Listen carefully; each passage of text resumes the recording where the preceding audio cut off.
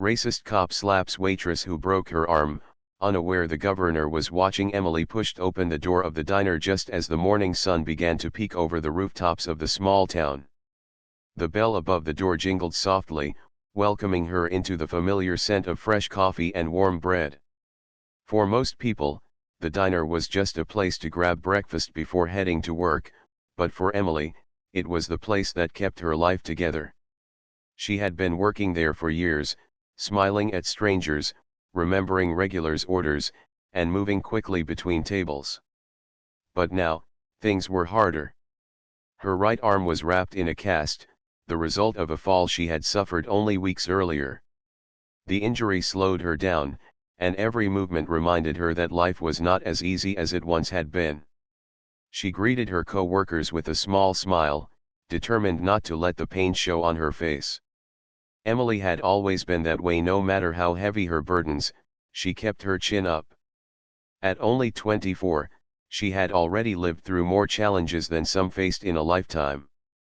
Her father had passed away when she was a teenager, and her mother's health was fragile. Bills piled up quickly at home, and Emily had no choice but to keep working, broken arm or not. The diner owner, Mrs. Jenkins, was kind enough to let Emily stay on even though she couldn't carry trays the way she once did. Instead, Emily balanced plates carefully with her good arm, holding her elbow close to her side to avoid bumping into anyone. She moved a little slower than before, but her charm and kindness made up for it. Customers noticed her effort, and many of them treated her with extra patience, offering warm smiles or small words of encouragement as she passed their tables. Still, not everyone understood what she was going through. There were mornings when impatient guests tapped their feet, sighed loudly, or left without tipping, muttering that service wasn't what it used to be. Each time that happened, Emily swallowed the lump in her throat and kept moving. She knew that losing her job wasn't an option, and she refused to let her pain or anyone else's unkindness bring her down. As the hours passed, the diner grew busier. Farmers stopped by after sunrise, their boots leaving streaks of mud on the floor. Office workers came in, glancing at their watches and checking their phones while waiting for quick breakfasts before heading to the city. Emily moved gracefully between them, balancing plates of pancakes, mugs of steaming coffee, and baskets of toast. Her broken arm ached, but she hid it well, pressing her lips together when the pain grew sharper. When she had a spare moment, she leaned against the counter for just a breath, watching the sunlight stream through the wide diner windows. It was during moments like these that she thought about her dreams. She had once hoped to go to college, maybe study literature or nursing, but those dreams had been pushed aside when her family needed her most. She didn't regret her choices, but there were nights she lay awake imagining what her life might have looked like if things had been different. One customer in particular always noticed Emily's quiet strength.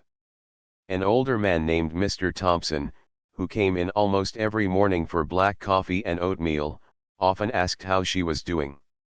He told her stories about his late wife and reminded her that small kindnesses mattered. Emily appreciated those conversations more than she could say. They reminded her that even in the hardest times, people cared. On that particular morning, Emily carried herself with her usual grace, though her arm throbbed more than usual. She had slipped slightly on the kitchen floor while fetching an order, and the jolt had sent a sharp wave of pain through her cast. But she didn't let anyone see her wince. She straightened her apron, steadied her steps, and reminded herself that every day she worked was another day she could pay the electric bill and keep food on the table at home. By mid-morning, the diner was buzzing. Conversations mixed with the clatter of dishes and the hum of the old ceiling fan. Emily hurried from table to table, smiling at a young couple who had just ordered breakfast, then leaning down to refill Mr. Thompson's cup of coffee. Her energy was low, but her determination was high. She reminded herself that people came not only for food but also for the warmth of the place, and she was part of that warmth. Her co-workers admired her quiet bravery, even if they didn't always say it out loud. One of the younger waitresses, Sarah, often whispered to others that Emily was the strongest person she knew. Sarah sometimes offered to help carry trays for Emily, and though Emily usually declined, she appreciated the gesture. She didn't want to feel helpless, and every shift she completed on her own felt like a small victory. As noon approached, the crowd began to thin. Emily wiped down tables, cleared empty cups, and stacked menus back at the counter.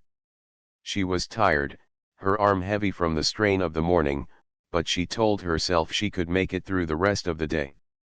She thought of her mother at home, resting quietly with her knitting, waiting for Emily to return with a smile and maybe some leftover pie from the diner. Though Emily carried her burden silently, there was a quiet glow about her.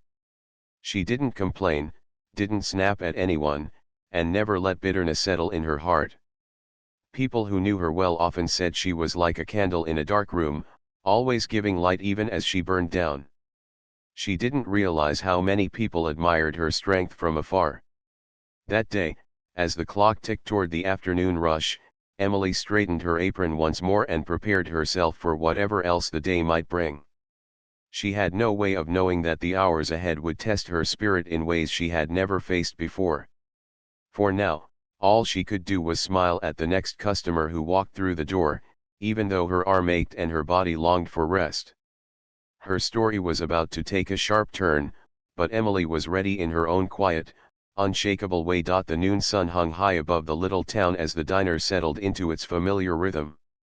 The morning rush had passed, leaving behind the soft chatter of a few lingering customers, the clink of silverware, and the gentle hum of the ceiling fan spinning lazily overhead.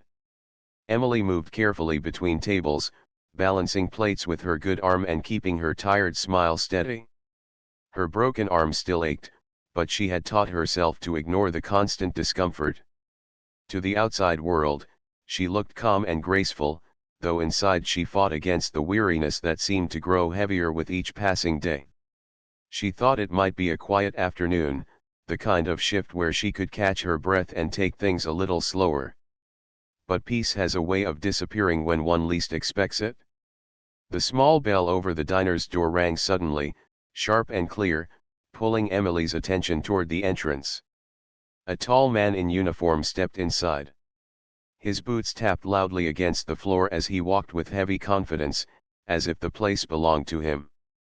His presence filled the room in a way that made the other customers glance up from their meals and then quickly look back down again. He was a police officer, one known in town not just for his badge, but for his arrogance. His name was Officer Collins. He often carried himself as though everyone else existed only to serve him. People spoke about him in hushed tones, warning one another to stay out of his way. To some, he represented authority. To others, he represented fear. Emily recognized him the moment he stepped inside. She felt her stomach tighten. She had served him before, and his visits were never easy. He was the kind of man who noticed the smallest mistake and made it bigger, the kind who raised his voice even when there was no need. Still, Emily did what she always did. She took a deep breath, steadied her posture, and prepared herself to serve him with the same kindness she showed every other customer. Officer Collins walked straight to a booth near the window and sat down heavily, stretching his legs out as though he owned the space. He didn't glance at the menu. Instead, he leaned back, tapping his fingers on the table as if impatient already. Emily approached carefully, balancing her notepad in her left hand, her broken right arm resting against her side. "Good afternoon," she said softly, offering her usual smile. "Can I get you something to drink?"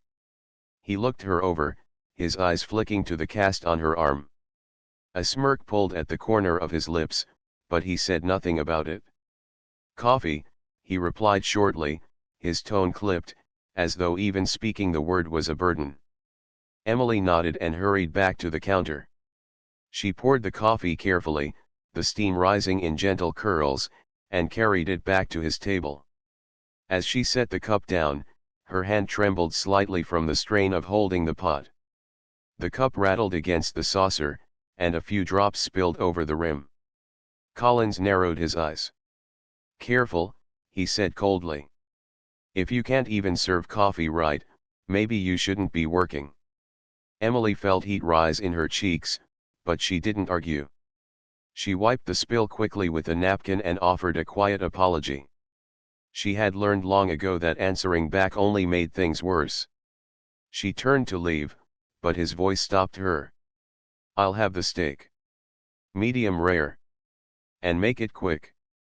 She wrote it down, nodding politely before retreating to the kitchen.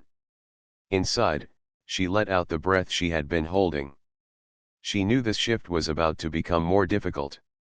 The cook prepared the steak while Emily busied herself with other customers, refilling glasses and clearing plates. She kept glancing toward the officer's table, reminding herself not to forget his order. When the steak was ready, she balanced the heavy plate carefully in her left hand, her broken arm tucked close to her body. She carried it to the booth, her steps steady but slow. As she leaned forward to place the plate in front of him, the weight shifted slightly. Her wrist wobbled, and though she caught herself before dropping it, the steak landed on the table with a faint clatter instead of the smooth grace she usually managed. Collins stared at her with a look of disapproval, shaking his head slightly. Unbelievable, he muttered. Can't even set down a plate properly. Emily forced another smile, though her heart sank. She wanted to tell him she was doing her best, that carrying heavy dishes with one hand was harder than he realized, but she kept her words inside. Customers at nearby tables noticed the tension. Some exchanged quiet glances, sensing the officer's impatience but choosing not to interfere. Collins cut into his steak slowly, chewing with exaggerated care as if testing whether it had been cooked exactly the way he wanted. Emily returned to the counter, her pulse quickening.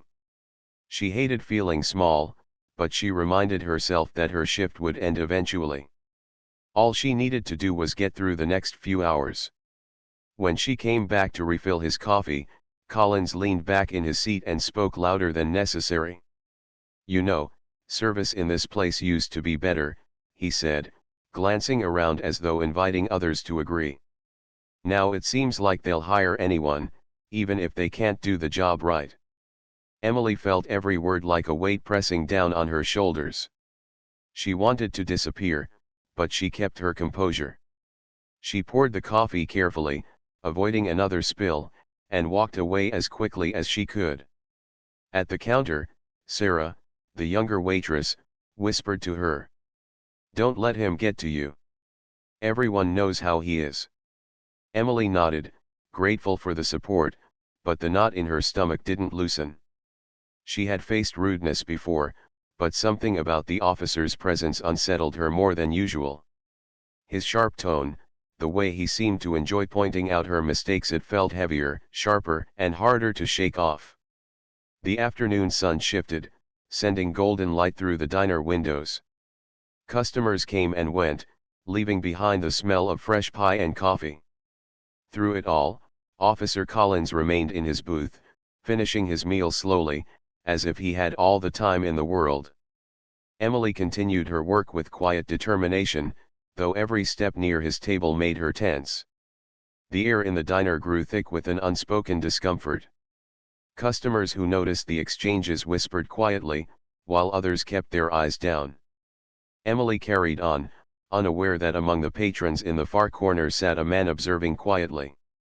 He was dressed simply, blending in with the crowd, but his eyes were sharp, and he took in everything: the officer's arrogance, Emily's quiet struggle, and the heavy silence that followed each of their encounters.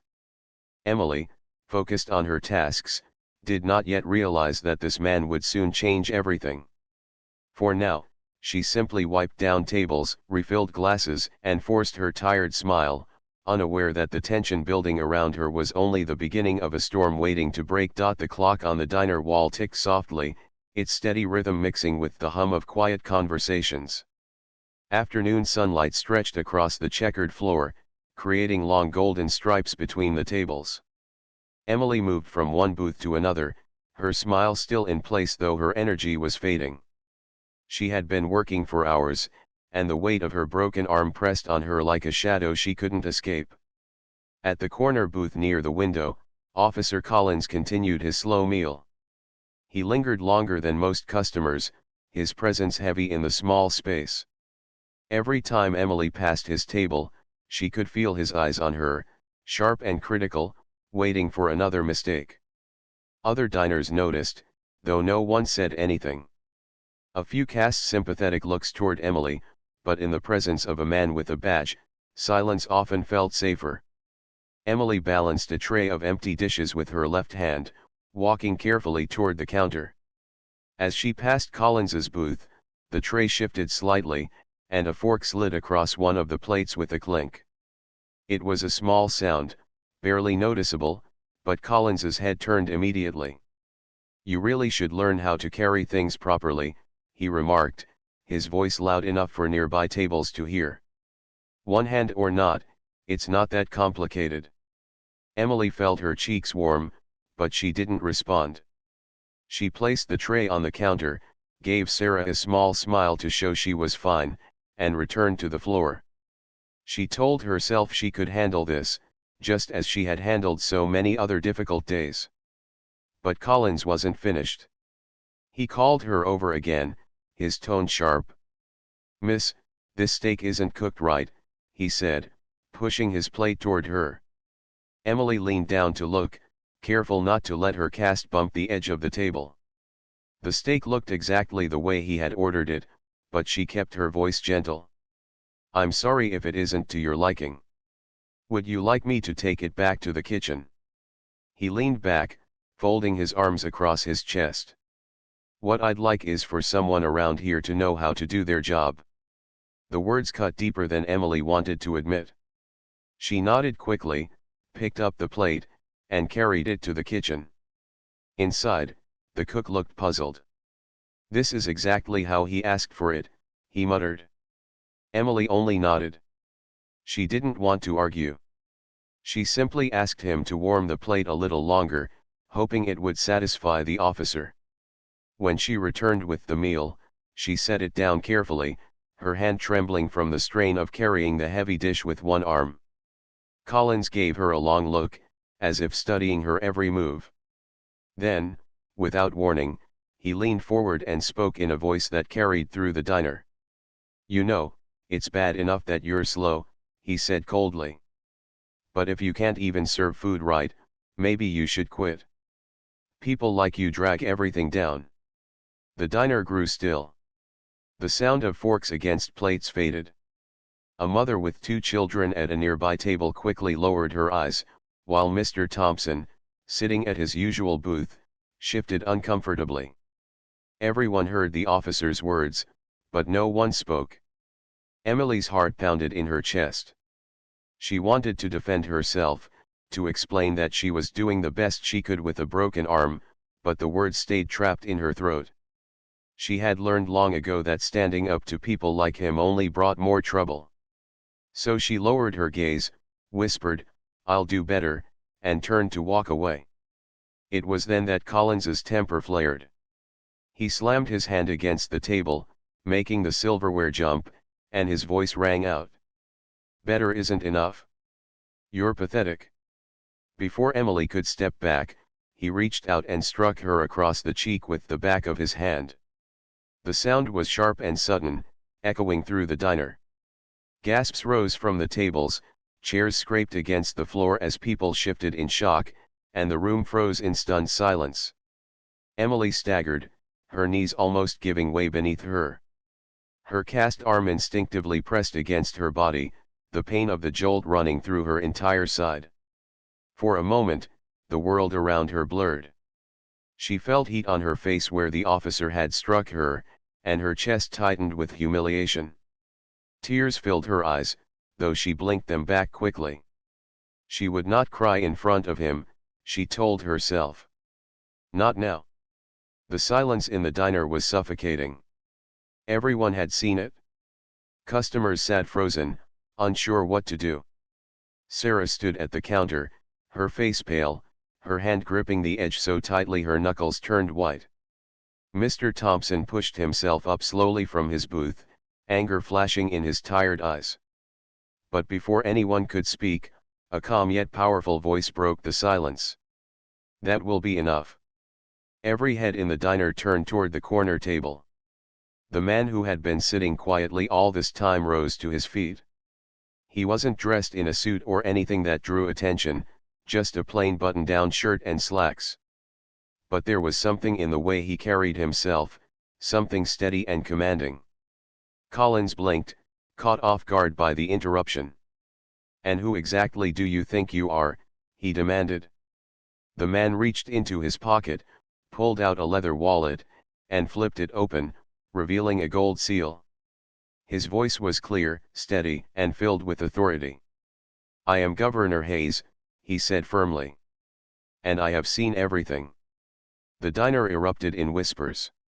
Customers leaned toward one another, eyes wide in disbelief. Emily stood frozen, her hand trembling at her side. She had heard the governor's name many times on the news, but she never expected to see him here, in her small-town diner, watching everything unfold.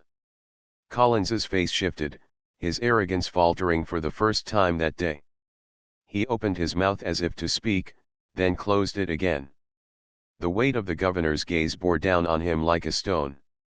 Governor Hayes stepped forward, his expression stern. "I watched this young woman work tirelessly with one good arm, serving every customer with grace. And I watched you, officer, belittle her, insult her, and now put your hands on her. This behavior is disgraceful." The room filled with murmurs of agreement. For the first time, Emily felt the support of the people around her. Mr. Thompson nodded firmly, Sarah let out a shaky breath, and even the mother with the children raised her chin with quiet courage. Collins shifted in his seat, his jaw tightening. He seemed ready to argue, but under the governor's steady gaze, his words faltered. The power he had wielded so freely only moments before seemed to drain away. Emily stood silently, her cheek burning, her heart pounding. She didn't know what would happen next, but for the first time that day, she felt she wasn't alone. Someone had finally spoken up. Someone with authority far greater than Collins's badge. The air in the diner was heavy, yet hopeful. The moment marked a turning point, though none of them could see how much it would change their town, their community, and Emily's life in the days to come. The diner, once filled with the ordinary sounds of clinking glasses and low conversations, had turned into a stage of tense silence. Every eye was fixed on the man who had just risen from the corner booth. Governor Hayes stood tall, his calm voice still echoing in the minds of everyone present. His presence seemed to fill the small room, not with noise or force, but with a quiet authority that made people straighten in their seats and hold their breath. Emily stood near the counter, her hands trembling. She had never seen the governor in person before. He looked different from the pictures she had glimpsed on television or in the newspaper. In those, he was often behind a podium, shaking hands, or giving speeches. Here, in the simple light of the diner, he seemed less like a distant figure of politics and more like someone truly present, watching, listening, and caring. His eyes, steady and sharp, had not left Officer Collins. Collins shifted uneasily in his booth. Just minutes earlier, he had spoken with confidence, his voice loud, his behavior unchecked. Now he sat stiff, his jaw tight, his face caught between arrogance and fear. The weight of the governor's words pressed down on him harder than any angry customer ever had. "Governor Hayes," Collins began, his voice uncertain. "This isn't what it looks like." The governor raised a hand, and the room fell silent again. "I know exactly what it looks like," he replied firmly. "I watched it with my own eyes. I saw this young woman, injured and yet determined, serve every person here with dignity. And I saw you, an officer sworn to protect, belittle her again and again, until finally you crossed a line no one in your position should ever cross." Murmurs of agreement rippled through the diner. A man at the counter nodded. The mother who sat with her children whispered something reassuring to them, perhaps hoping they would remember this moment as proof that justice still existed in the world. Sarah, standing just behind Emily, leaned forward slightly, her face pale but her eyes bright with hope. Emily herself felt her knees weaken. She had endured the officer's insults quietly, as she always did when faced with unkindness, but now someone powerful had seen her pain and spoken out loud what she had kept inside. She felt both exposed and comforted, as if the weight she had been carrying was finally being lifted by someone else. Collins cleared his throat, his pride unwilling to surrender fully. "Governor, with all due respect, I was only respect," the governor interrupted, his tone firm. "Respect is earned, officer. And what I saw here today was the opposite of respect. It was cruelty. It was abuse of authority. And it will not be ignored." The words landed like stones, each one sharp and heavy. Collins's face flushed red. He glanced around the diner, perhaps hoping for someone to speak in his defense, but no one did. Every customer who met his eyes quickly looked away, unwilling to support him. Governor Hayes turned to Emily then, softening his voice. "Are you all right?" Emily swallowed hard, her voice catching before she managed to whisper, "I'm fine." Her cheek still burned, and her arm throbbed from the sudden jolt, but more than that, her heart swelled with the strange relief of being seen. "You are not fine," the governor said gently. "You've been treated unjustly, and you deserve better. No one should endure what you just did." Emily felt tears prick her eyes. She nodded slightly, unable to find the right words. The governor turned back to Collins, his expression hardening again. "I want you to understand something very clearly. You wear a badge that represents trust, honor, and duty. That badge is not a shield to cover misconduct. It is a promise to serve and protect. Today, in this diner, you broke that promise in front of witnesses." The officer's mouth opened, but nothing came out. His authority, which usually silenced others, was gone. In its place was the unmistakable awareness that he had been caught, not just by a random group of townspeople, but by the highest official in the state. Governor Hayes stepped forward, his voice calm but commanding. "From this moment, you are relieved of duty until a full investigation is conducted. I will personally ensure this matter is reviewed by the proper authorities." Gasps rose from the crowd. Sarah clasped her hands over her mouth. Mr. Thompson muttered a quiet "good," under his breath. Customers who had sat frozen moments before now leaned forward, some nodding, some whispering words of approval. Collins's face darkened. "Governor, you can't just—" "I can," Hayes said firmly. "And I will. You are not above accountability. No one is." The room grew still again, the authority of the governor's voice wrapping around everyone present. Even those who didn't know all the rules of politics or law could feel the finality in his words. Emily stood silently, her heart racing. She could hardly believe what was happening. Only moments ago, she had felt small, humiliated, and powerless. Now the very man who had humiliated her was being held accountable, and by someone she had never expected to appear in her little corner of the world. The governor turned back toward her, his tone soft once more. "You showed courage today," he told her. "Even in silence. You did not deserve what happened, and you will not carry it alone. We will make sure of that." Emily's lips trembled, and though she tried to speak, no words came. Instead, she nodded again, this time with gratitude shining in her eyes. The diner slowly came back to life, as if the spell of silence had been broken. Customers began to murmur, voices rising with cautious relief. Some whispered about what they had just witnessed, others about the governor himself. The atmosphere shifted from fear to hope, from shock to admiration. Mr. Thompson stood and walked toward Emily. His voice was low but firm. "We all saw it. You're not alone anymore." Sarah reached out, gently touching Emily's shoulder. "He's right," she whispered. "Everyone here is with you." Emily blinked back tears. For so long she had endured her struggles quietly, never wanting to be a burden, never expecting anyone to defend her. And now, in one extraordinary moment, not only had people seen her pain, but they had also chosen to stand with her.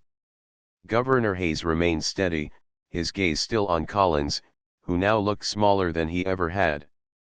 The officer's pride had shrunk in the face of undeniable truth. He muttered something under his breath, but no one paid attention. The power he once held in that room was gone. The governor's final words hung in the air like a promise. Justice will be served.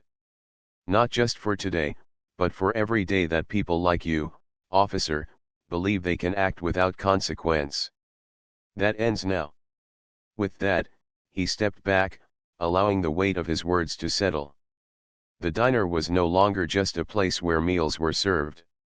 It had become the ground where power was challenged, where a young woman's dignity was defended, and where an entire community was reminded that silence does not have to last forever.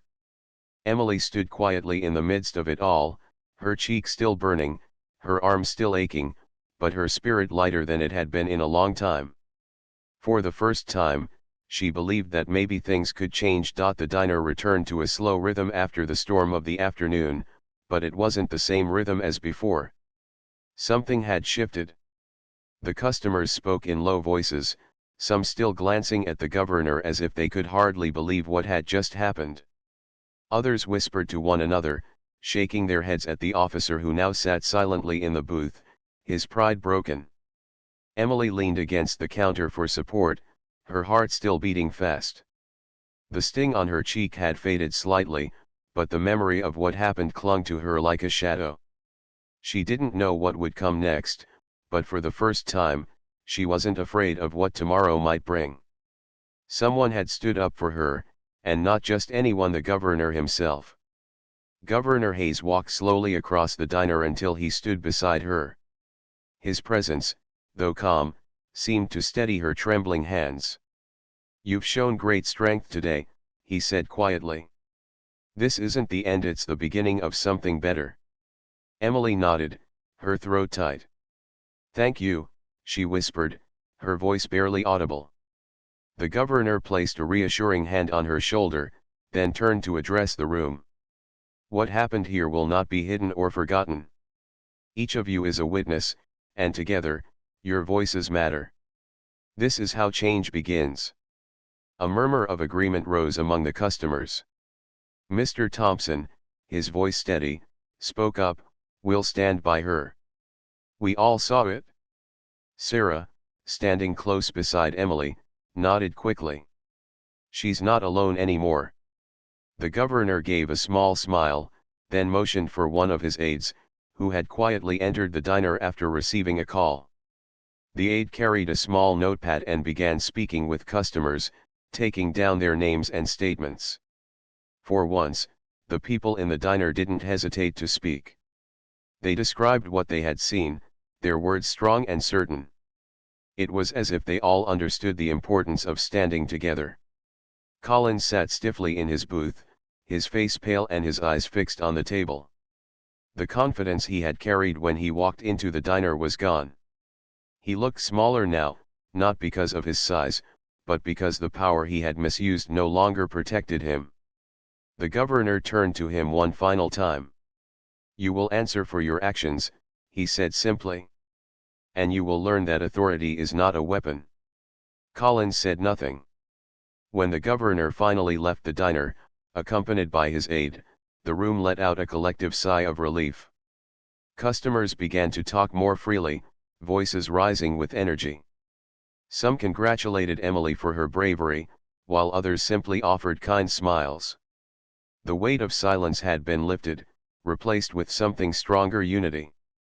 Emily continued her shift quietly, though the rest of the day felt different. Every smile she gave was met with one in return, every gesture of kindness mirrored back to her. For the first time, she felt the warmth of her community surrounding her, holding her up when she could have fallen. News of the incident spread quickly through the small town and beyond. By the next morning, articles appeared in newspapers, and reporters gathered outside the diner. They asked questions about the governor's unexpected visit, about the officer's actions, and about the young waitress who had become the center of it all. Emily felt nervous with all the attention. She had never asked to be in the spotlight. But when a reporter gently asked her how she felt, she spoke honestly. "I just wanted to do my job," she said softly.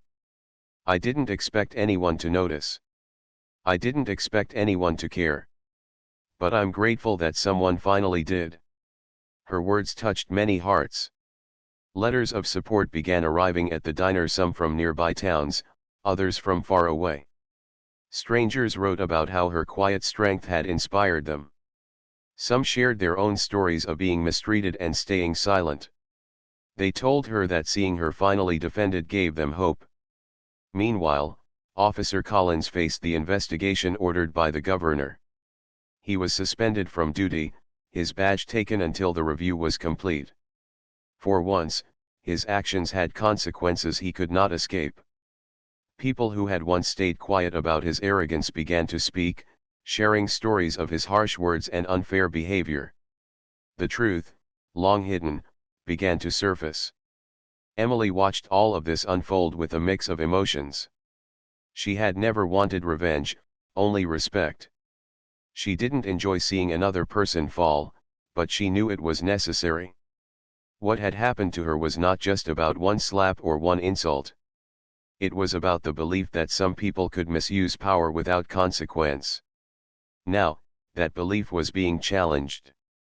The governor returned to the diner a week later, not with cameras or reporters, but quietly, just as he had come the first time. Emily was surprised to see him, though this time she smiled warmly. He sat at the same corner booth and ordered coffee. When she brought it to him, he looked at her with kindness. "How have you been holding up?" he asked. Emily hesitated, then said truthfully, "It's been overwhelming. But I feel stronger than I did before. Not because of the attention, but because I know I'm not invisible anymore." The governor nodded thoughtfully. "You were never invisible. Sometimes it just takes the right moment for others to see what's been there all along." His words stayed with her long after he left. Over the weeks that followed, life at the diner slowly returned to normal. The clinking of silverware, the laughter of families, the steady hum of conversations, all the sounds of ordinary life filled the space once more. But for Emily, things were not quite the same. She carried herself with a little more confidence, her smile a little steadier, her spirit a little brighter. Her mother noticed it at home too. "You look lighter, my dear," she said one evening as they shared dinner. "As if a weight has been lifted." Emily smiled softly. "Maybe it has." Though her arm was still healing, though bills still needed to be paid, and though life was far from easy, Emily now carried something inside her that made every day feel different: hope. The people of the town saw her differently too. They didn't just see a waitress with a broken arm. They saw resilience, kindness, and strength. They saw someone who had faced humiliation but refused to let it define her. And perhaps most importantly, they saw that even in the smallest corners of the world, justice could appear when least expected. Sometimes it came quietly, in the form of a man sitting at a booth, watching. Sometimes it came loudly, in words spoken with authority. But when it came, it reminded everyone that change was possible. For Emily, the memory of that day would never fade: the officer's harshness, the sting of humiliation, and then the powerful moment when someone finally said, "Enough." It was a turning point not only in her life, but in the life of her town. And though she still wore her apron, still moved between tables, and still smiled at strangers every day, Emily knew she was no longer just a waitress with a broken arm. She was a reminder to herself, to her town, and to anyone who heard her story that dignity matters, kindness matters, and silence should never last forever.